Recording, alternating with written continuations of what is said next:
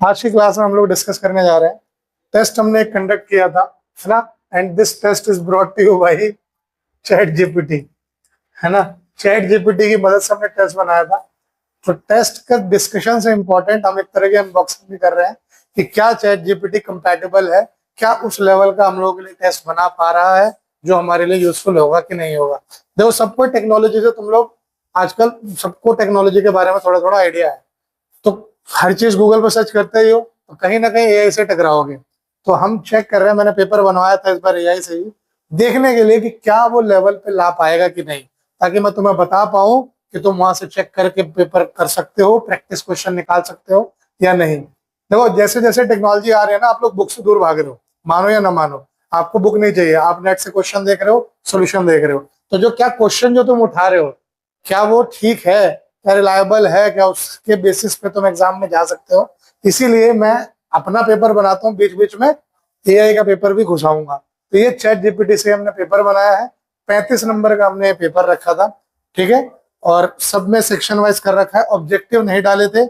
Objective की जगह हमारा जो सबसे पहला था सेक्शन, वो वेरी शॉर्ट आंसर टाइप का था। 1 मार्क के क्वेश्चन है, 6 सवाल। ठीक, पहला सवाल उसमें कह रहा है कि अगर px, if px is equal to X square minus 3x plus 2, find p2। Polynomial का सवाल है, 1 नंबर के लिए सवाल, बिल्कुल सही सवाल, बढ़िया बन सकता है। यदि px x square minus 3x plus 2 है तो p2 का मान ज्ञात करना है। तो p2 क्या होगा, आपको जहां जहां x है वहां पे 2 रख दीजिए। क्या हो जाएगा ये, 4 माइनस 6 प्लस 2, है ना। बोर्ड मास रूल लगेगा, ये दोनों जुड़ के 6 माइनस 6, 0 इसका आंसर आपका आएगा। कोई दिक्कत सर? 0 आ गया। ये ध्यान देना बच्चे, बहुत बार गड़बड़ क्या करते हैं, माइनस होता है ना तो इसको इससे माइनस भी कर देते हैं। ये नहीं देखना होता, हमें देखना है नंबर के पहले क्या साइन है। इस नंबर के पहले कुछ नहीं है, यानी ये पॉजिटिव है। तो पॉजिटिव कौन कौन सा, ये और ये, इसके पहले भी प्लस है। तो जो पॉजिटिव है पहले उन्हें जोड़ दिया, इन दोनों को जोड़ा, 6 आ गया। और जो ये -6 बच गया उस पर यहाँ लिख दिया। अब 6 में से 6 गया 0। ठीक, बहुत अच्छा सवाल, 1 नंबर में चलेगा। अगला सवाल है, find the value of √2 into √8, है ना। नंबर सिस्टम का सवाल है ना। तो √2 इंटू √8 का मान निकालना है। तो गड़बड़ क्या होती है, बच्चे क्या करेंगे, √2 √8 भी छोड़ सकता है, कोई कोई √16 करके छोड़ देगा, कोई कोई कुछ भी करके छोड़ सकता है, ठीक है। तो √16 ठीक है, ठीक, आपकी क्लास तक ये लेवल ठीक है। इसको लिख सकते हो आप √16, है ना। √2 इंटू √8, √a भी हो जाएगा। लेकिन ये सिर्फ और सिर्फ रियल वैल्यूज के लिए होता है, ये हमेशा नहीं होगा, ठीक है, क्योंकि माइनस। आप एक चीज देखो, 1 इंटू 1 भी होता है और 1 -1 इंटू -1 भी होता है, ठीक है। अगर इसका मैं रूट निकालूं तो इसको मैं ऐसे लिख सकता हूँ √1 इंटू √1, और इसको मेरे को √-1 इंटू √-1 लिखूंगा। और रूट के अंदर तो नेगेटिव वैल्यू होनी नहीं चाहिए, रियल वैल्यूज तो यही सिखाती है ना। तो ये ध्यान रखना है, ए भी रियल वैल्यू होगी तो ही रूट ए इंटू √b जो है वो √a भी तभी होगा जब ए भी रियल वैल्यूज होंगी, ठीक है। तो आपकी क्लास में रियल वैल्यूज है तो आपका चल जाएगा ये। वरना एक जो मैं मेथड बताने जा रहा हूं वो सब में चलेगा, सबके लिए वैलिड है। क्या है वो मेथड, देखिए।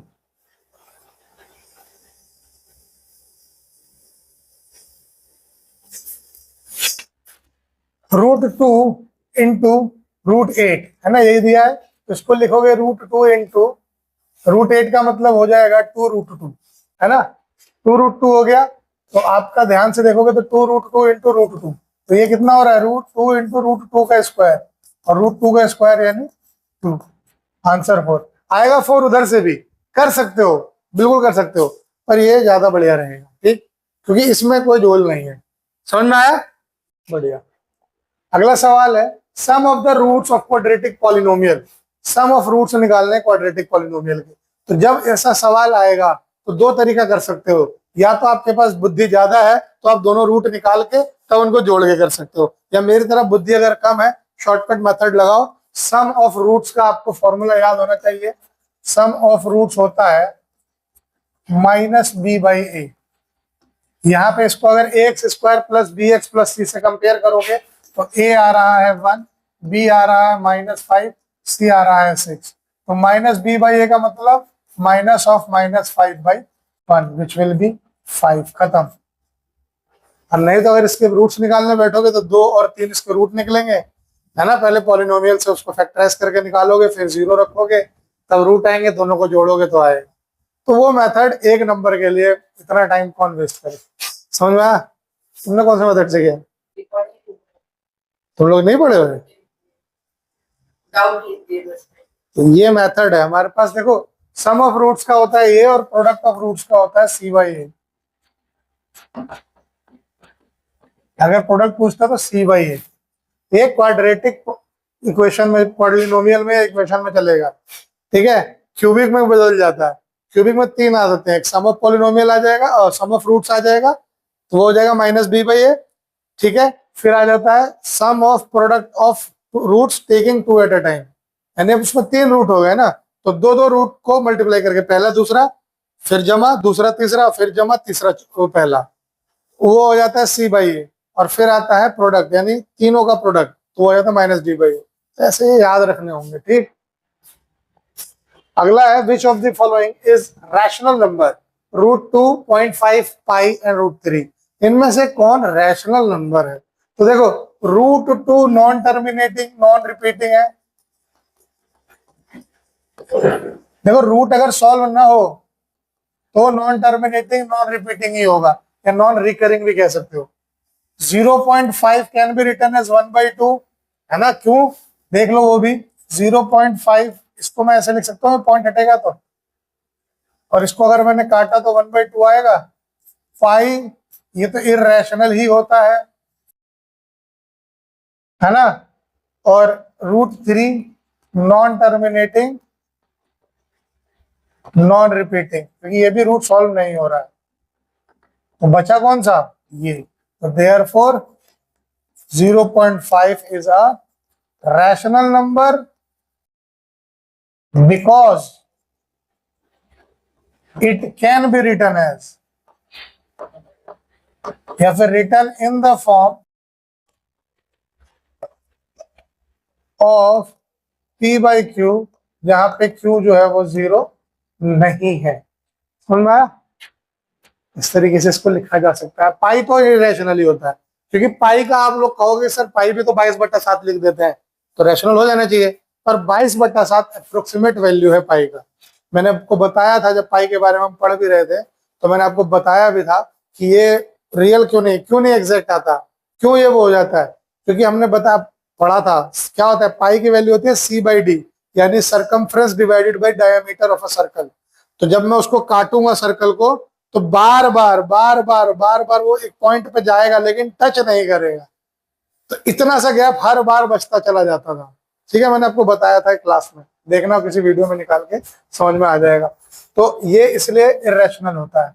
फिर आ जाता है find the area of a triangle जिसके साइड है 3, 4, 5 centimetre using Heron's formula. 1 number के हिसाब से थोड़ा ये बड़ा सवाल है, क्योंकि इसमें थोड़ी कैलकुलेशन है, पर चलता है, इतनों में एक आध तो चल जाएगा। एस निकालिएगा तो 3 + 4 + 5/2, कितना आ गया ये? 12/2, यानी 6 सेंटीमीटर। तो एरिया क्या होता है? S × S - a × S - b × S - c, और ये सब रूट के अंदर।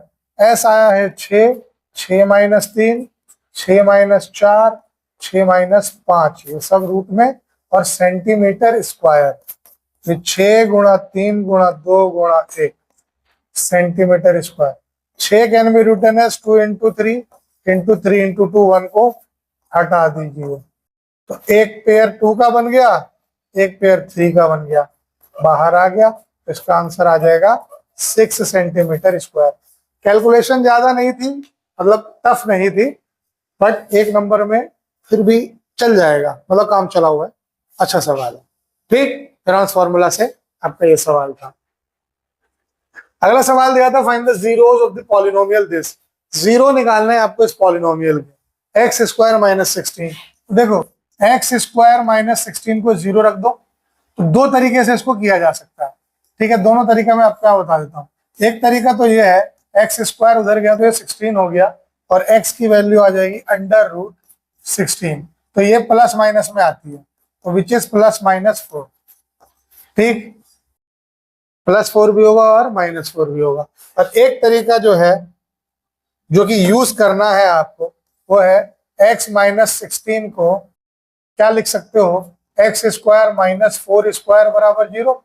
ये हो जाएगा x minus 4 into x plus 4 बराबर 0। और दो नंबर का प्रोडक्ट 0, यानी या तो x माइनस 4 0 है या फिर x प्लस 4 0 है, यानी x हो गया 4 और -4। ये आपका आंसर देखो, दोनों में सेम वैल्यू आएगी, but this method is recommended method, ठीक। तो ये एक एक नंबर के 6 सवाल हमारे आए थे, तो ठीक है, एडवांस लेवल नहीं है बट ये बेसिक लेवल के सवाल है, ठीक है। तो टोटली रिलाई ऐसे पे नहीं कर सकते, ठीक। हाँ, अब आगे के टेस्ट में हम एडवांस लेवल के भी क्वेश्चंस में, अभी मैंने सिर्फ और सिर्फ टेस्ट के लिए क्वेश्चंस डाले थे, तो उसने बेसिक सवाल निकाल के कुछ दिया है अभी तक वाले में, आगे देखते हैं क्या होगा, ठीक है। तो एडवांस में कैसा होगा ये अगले टेस्ट में आपको पता चल जाएगा। सेक्शन बी वो short answer type question, 2 number के सवाल हैं, 4 सवाल होंगे। 8 नंबर का ये था, 6 नंबर का हुआ 14, 4 नंबर के 4 16 30 और 5 नंबर का एक केस स्टडी। तो ये सवाल पहला देखते हैं, find the value of 7 + √5 into 7 - √5। बच्चे क्या करते हैं कि 7 से इसको मल्टीप्लाई करेंगे फिर इसको मल्टीप्लाई करेंगे, वो मत करना। जब भी आपको सवाल दिखे आइडेंटिटी टाइप का तो आइडेंटिटी लगानी पड़ेगी। तो आपको यहाँ आइडेंटिटी लग रही है, यूजिंग आइडेंटिटी कौन सी लग रही है, a + b into a - b is equal to a² - b², या फिर आपकी मर्जी x + y into x - y लिख सकते हो। तो 7 + √5 इंटू 7 - √5 इज इक्वल टू कितना हो जाएगा, 7² -√5²। 7² इज 49 और ये हो गया 5, इट विल बी 44, ठीक। देखो कितनी मजे की बात है, अगर आपने आइडेंटिटी भी लिख दी ना, 2 नंबर का अगर सवाल है तो आधा नंबर मिल जाएगा, ये गलत भी हुआ तो भी। तो इसीलिए कहते हैं स्टेप मार्किंग बहुत इंपॉर्टेंट होती है, यही सब सवालों की वजह से। अगला दिया था, अगर एक पॉलिनोमियल है px जो है x² + 2x + 1, find its zeros and then verify the relationship between zero and coefficient, ठीक है। आपको पहले क्या करना है, जीरो निकालना है, फिर उसके रिलेशन को वेरीफाई करना है जीरोस के उनके कोएफिशिएंट्स के साथ। तो सबसे पहले जीरो निकालते हैं, तो for 0 of px put px is equal to 0, px को 0 पुट कर दो, यानी x² + 2x + 1 बराबर 0। ऐसे 2 नंबर जिनका प्रोडक्ट 1 आए और ऐड करने पे 2 आए, तो 1 और 1 है ना, तो x² + x + x + 1 is equal to 0। तो x यहां से कॉमन लेंगे तो x + 1 + 1 कॉमन लेंगे तो x + 1 is equal to 0। It will be x + 1 into x + 1, repeated roots आ रहे हैं, तो therefore x is equal to -1, -1। दोनों जो जीरो आएंगे वो -1 आएंगे, therefore zeros of px are -1, -1। ये दोनों जीरो आ गए। रिलेशनशिप कैसे वो करते हैं जी, देखिएगा, sum of zero, sum of zero क्या होगा, -1 + -1, तो ये हो जाएगा -1 -1, यानी -2 होगा। क्या मैं इस -2 को -2/1 लिख सकता हूं, है ना। तो क्या मैं इस -2/1 को, ध्यान से देखो, यहाँ पे a 1 है, b 2 है और c 1 है, तो b की जगह मतलब 2 की जगह b लिख दूं और a की जगह ये लिख दूं, तो हो गया वेरीफाइड। सम यही तो होता था, -b/a, और प्रोडक्ट वेरीफाई करने के लिए c/a करना है। तो प्रोडक्ट ऑफ जीरोस देखिएगा, -1 इंटू -1, ये हो जाएगा 1, इसको लिख सकता हूँ 1/1, 1 c है और 1 a है, c/a, वेरीफाइड। सवाल आपके मन में यहाँ ये उठ सकता है कि सर a/c भी तो लिख सकते थे, लिख लो, और वेरीफाई थोड़ी होगा, आपको जो वेरीफाई करना है उस पे जाओ, ठीक है। तो हर जगह ज्ञान नहीं घुसाना है, हमें जो वेरीफाई करना है हमें वो देखना है, ठीक है। ये c/a है, a/c भी लिख सकते हो, क्यों नहीं लिख सकते भाई, ये 1 है, कोई क्या थोड़ी रहा है कि ये वाला 1 है। ये तो वही वाली बात हुई ये जो स्कूल की स्पेलिंग है ना, ये वाली गलत है, पर ये वाली स्कूल की स्पेलिंग ठीक है। क्यों गलत है ये? क्योंकि ये वाला ओ जो है ना वो इधर लिखना था और ये वाला ओ इधर लिखना था। तो ये वही वाली बात हो गई है ना। तो ऐसा कुछ नहीं है, तो आपको वेरीफाई सी बाई ए करना है, तो आप ए बाई सी की कहानी मत खोजिए, आप सी बाई ए पे फोकस करिए। ठीक, अगला सवाल है express 0.777 dot dot dot dot dot dot in the form of p by q where p and q are integers and q is non zero. ठीक है, इसको आपको p by q के रूप में व्यक्त करना है, जहां पे p और q एक पूर्णांक है और q जो है वो जीरो नहीं होना चाहिए। देखो, बोलो, कोई बात नहीं। देखो, पॉइंट के बाद अगर ये डॉट डॉट डॉट डॉट आ जाए, इसका मतलब चीज रिपीट हो रही है और खत्म नहीं हो रही, तो नॉन टर्मिनेटिंग रिपीटिंग होता है, वो हो जाता है रैशनल। और रैशनल होगा तो p by q में होना चाहिए। तो कैसे इसको p by q में करेंगे, देखिएगा, यहाँ एक हमारे पास ट्रिक काम आती है, मैंने आपको शायद बताया भी होगा। इसको मान लो लेट x बराबर 0.7777 है, सो ऑन, है ना। तो इसको क्या मैं ऐसे लिख सकता हूं, अच्छा मैं आप यहां कुछ नहीं लिखता, लेकिन एक चीज आप देख लो, क्या ये 0.7 बार नहीं है, ये तो रिपीट हो रहा है। तो मैंने आपको जो बताया था, बार जितने के ऊपर लगा होता है, जितने डिजिट के ऊपर लगा होता है, 1 के बाद उतना जीरो लगाओ और दोनों तरफ उससे मल्टीप्लाई कर दो। ठीक है, तो बार कितने डिजिट पे लगा है, 1 पे, तो 1 के बाद 1 जीरो लगेगा तो क्या हो जाएगा, 10, है ना। तो मल्टीप्लाइंग बोथ साइड्स बाई 10, और इसको मान लो equation 1, multiplying both sides by 10 we get, क्या हो जाएगा, 10x बराबर 7.777 एंड सो ऑन, इक्वेशन 2, है ना। अब आप क्या करो, इसमें से उसको घटा दो, सब्ट्रैक्टिंग इक्वेशन 1 फ्रॉम इक्वेशन 2। जब इसको इससे घटाओगे तो 10x minus x will be 7.777 and so on minus 0.777 and so on. It will be 9x is equal to 7. तो x क्या आ जाएगा, 7/9। x 7/9 आ गया, बट x तो आपने 0.777 माना था ना, है ना। तो therefore 0.777 and so on is equal to 7/9 answer. देख लीजिए आप आराम से, 9 जीरो नहीं है ना, क्लियर है, बढ़िया। अगला सवाल है हमारा, find the area of triangle with side 7, 8, 9 centimetre using cross formula. ठीक है, तो अभी हमने 1 मार्क में भी ये सवाल देखा, अभी 2 मार्क में ये सवाल आया है। तो एस निकलेगा 7, 8, 9/2, 15, 9, 24/2 कितना हो गया, 12 सेंटीमीटर। ये आपका एस आ गया। एरिया का फॉर्मूला है under root S into S minus A, S minus B, S minus C. तो क्या हो जाएगा, 12 इंटू 12 माइनस 7, 12 माइनस 8, 12 माइनस 9, और ये सब रूट के अंदर। ये हो गया 12 गुणा 5 गुणा 4 गुणा 3। इस 12 को लिख सकता हूं 3 गुणा 4 गुणा 5 गुणा 4 गुणा 3। पेयर बनाइए, 3 और 3 का पेयर बनेगा तो 3 बाहर, 4 और 4 का पेयर बनेगा तो 4 बाहर, अंदर बच जाएगा 5, और सेंटीमीटर है तो सेंटीमीटर स्क्वायर। तो ये हो जाएगा 12√5 सेंटीमीटर स्क्वायर। ये आपका आंसर। ठीक, अगला सवाल section C long answer type question, 4 marks each, 60 सवाल 16 नंबर के। पहला है find the area of triangular park two sides of which are 60 metre, 80 metre and perimeter is 200 metre. एक ट्रायंगुलर पार्क है, मान लीजिए ये है, इसकी दो साइड दे दी है 60 मीटर, 80 मीटर, और इसका पेरीमीटर दे रखा है 200 मीटर। तो तीसरी साइड नहीं निकल जाएगी भाई, ट्रायंगल की तीनों साइड का सम ही तो उसका पेरीमीटर होता है, 2 दे रखा है, तो तीसरा निकालेंगे कैसे, इन्हें जोड़ के इसमें से घटा दो, है ना। तो कैसे लिखा जाएगा, third side of triangle will be equal to 200 minus 80 plus 60 metre. ये हो जाएगा 200 माइनस 140 मीटर, जो कि हो जाएगा 60 मीटर। अब आपके तीनों साइड्स आ गई, ठीक है। नाउ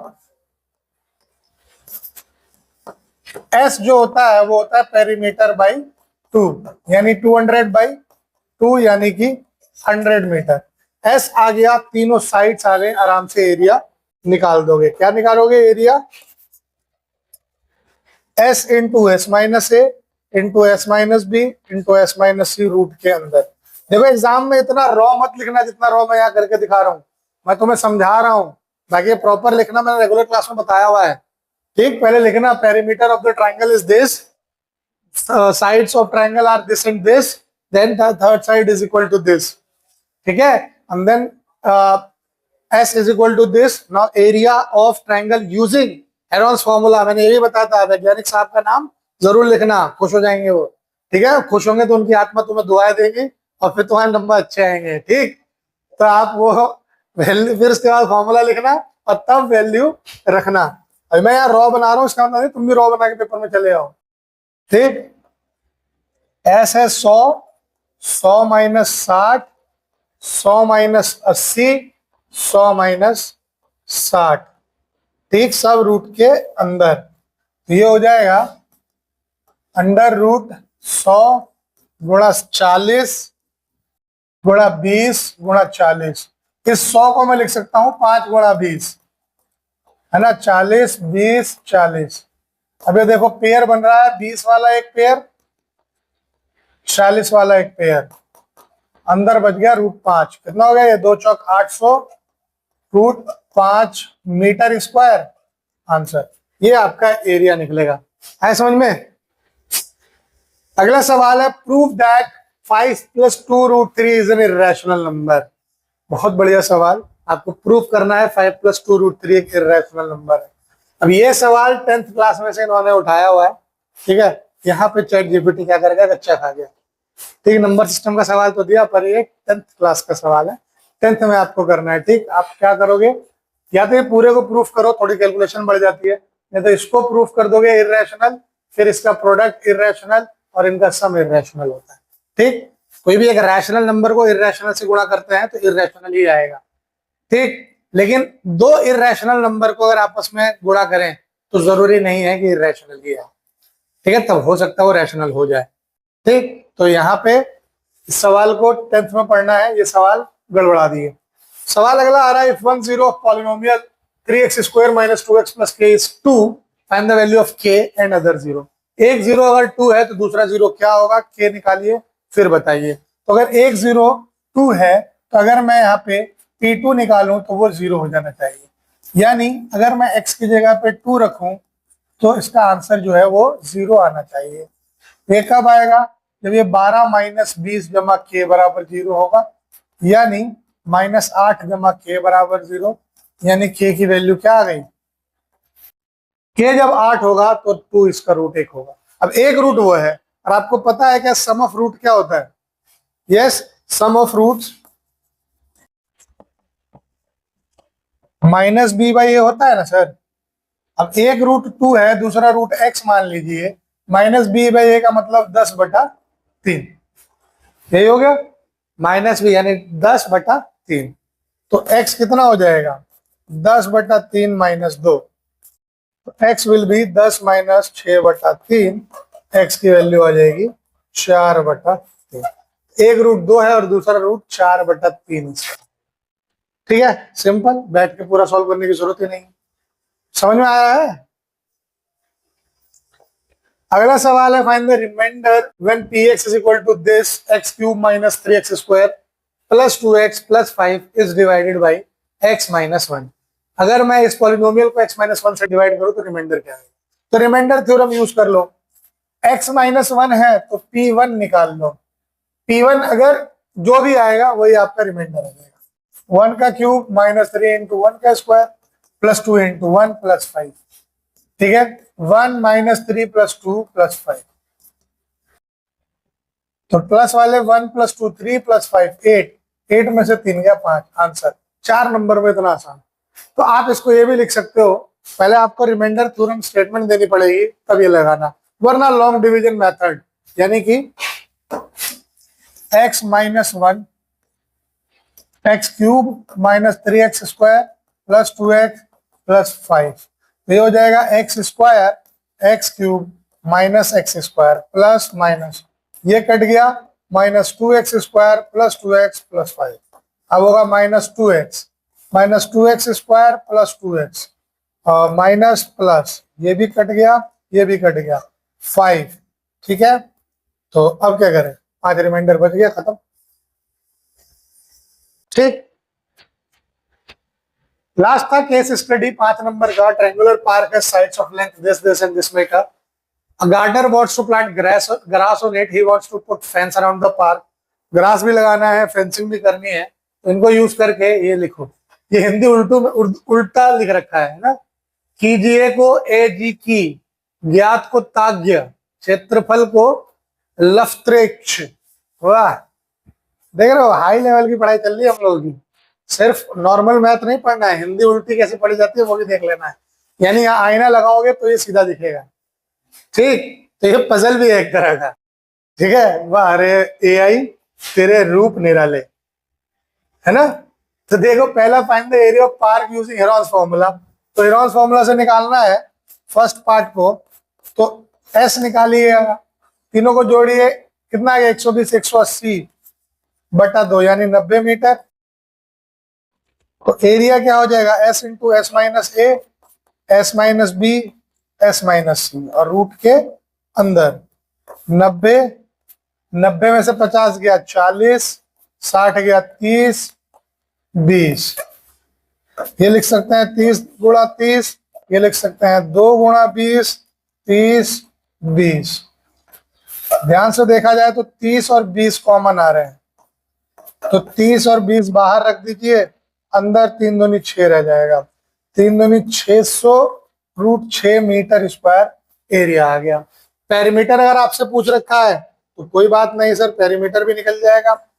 पेरीमीटर कैसे निकलता है, सम। तो पेरीमीटर हो जाएगा 50 60 70 को जोड़ दो 180 मीटर। फिर पूछा है if 1 square metre of grass cost 25 रुपए, total cost of planting grass. तो एरिया से मल्टीप्लाई कर दो,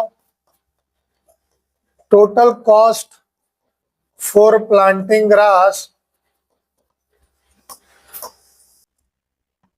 बराबर 25 रुपए से था तो 25 गुणे 600, 25 6 150 और 2 को 0 और लगा दो 15,000 रूट 6। अब रूट 6 को निकालोगे तो 2 पॉइंट समथिंग आएगा, तो उसमें वैल्यू निकालोगे तो 30,000 पार हो जाएंगे पैसे, 30,000 से ऊपर नहीं रूट 6 लिखना पड़ेगा, 15,000 अप्रोक्स। यार 30,000 पार आएगा गुणा करोगे तो इसको। रूट 6 का मतलब 2 पॉइंट समथिंग होता है, यानी 15,000 को 2 से गुणा करोगे तो 30,000 तो यही हो गए। अभी पॉइंट क्या आगे अलग है, ये वही वाली बात हो गई, सुनार की दुकान पे गए और एक सब्जी की मंडी में गए। सुनार की दुकान से आपने सोना लिया और आपने क्या कहा, 1 ग्राम छोड़ देता हूँ, 1 ही ग्राम तो है। और सब्जी की दुकान से आपने सब्जी खरीदी और 1 ग्राम आपने सब्जी छोड़ दिया। अब आप घर आए, सर पकड़ के रोए, क्योंकि जो आपने सब्जी छोड़ी थी 1 ग्राम, 40 रुपए किलो की अगर सब्जी थी तो 1 ग्राम आपको लगभग 40 पैसे का पड़ा होगा। लेकिन वही सोना आपका 10 ग्राम का सोना 1.25 लाख का है इस वक्त, तो 1 ग्राम का सोना 12,500 रुपए का आपको पड़ा होगा। तो सर पकड़ोगे कि नहीं पकड़ोगे? तो ये वैल्यू डिपेंड करती है कि आप छोड़ कहां पे रहो अप्रोक्सीमेट। तो पॉइंट के बाद अगर 301 है तो 0.3 छोड़ सकते हो, लेकिन अगर इसको मल्टीप्लाई 3.01 से करना है तो आप अप्रोक्सीमेटली में इसको थोड़ी भूल सकते हो। तो ये ध्यान रखना, अप्रोक्सीमेट वैल्यू दी कहां जाती है कि आसपास की हो, थोड़ा सा चल जाए, है ना। सुनार की दुकान का 1 ग्राम और फल की सब्जी की दुकान का 1 ग्राम फर्क है, ठीक। अगला सवाल था what mathematical concept is applied here. कौन सा मैथमेटिकल कॉन्सेप्ट लगा के आपने सॉल्व किया? हेरॉन्स फॉर्मूला, है ना। तो हेरॉन्स फॉर्मूला इसका आंसर। तो ये केस स्टडी जो था इट वाज गुड, बट क्या हुआ, डायग्राम इसमें होना चाहिए था। एग्जाम में आपके पास डायग्रामेटिकल आएगा, थोड़ा सा विजुअलाइज आप कर पाते हो चीजों को, इसलिए हालांकि उस डायग्राम को उतना कोई खास यूज होता नहीं है, सब कुछ लिखा होगा, लेकिन विजुअलाइज करने के लिए बना दिया जाता है। तो ओवरऑल पेपर बहुत ठीक था, इतना कोई अच्छा नहीं था, it was good okay, totally rely नहीं कर सकते। आप देख सकते हो कि हमने नंबर सिस्टम का क्वेश्चन डाला तो उसने 10th का क्वेश्चन फेंक दिया, ठीक है। तो अब मार्क्स तो आपको मिल गए, लेकिन आंख बंद करके प्रैक्टिस मत करने लग जाना बैठ के, नहीं टाइम और कॉन्फिडेंस दोनों खराब होगा।